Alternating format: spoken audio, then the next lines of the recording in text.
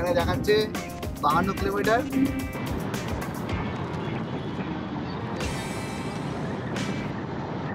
বেনারস আর মাত্র 30 কিলোমিটার বাকি আছে, 28 কিলোমিটার বাকি আছে। জুমা দেখছে, এখন হোটেল দেখছে আমরা। 3,500 টাকার মতন আছে, বুঝেছো তো? বাবা বাহ, 3,500 টাকার মধ্যে রুম পাবো। শ্রী গণেশ প্যালেসে যাব। এটা কোথায়?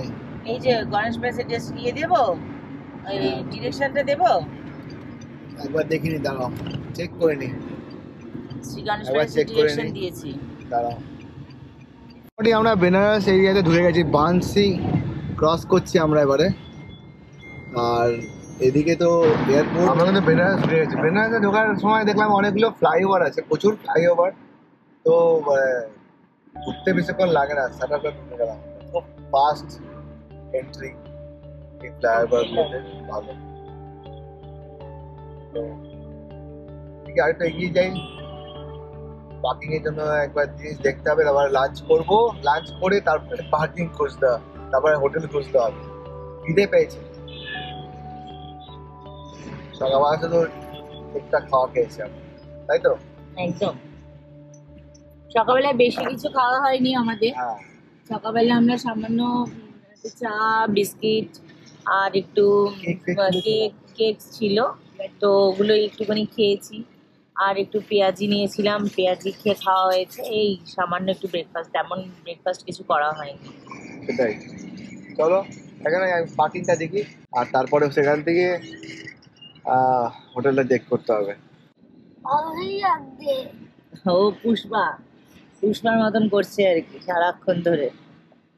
মা বাবা সবাই খিদে পেয়ে গেছে প্রচন্ড। চলো।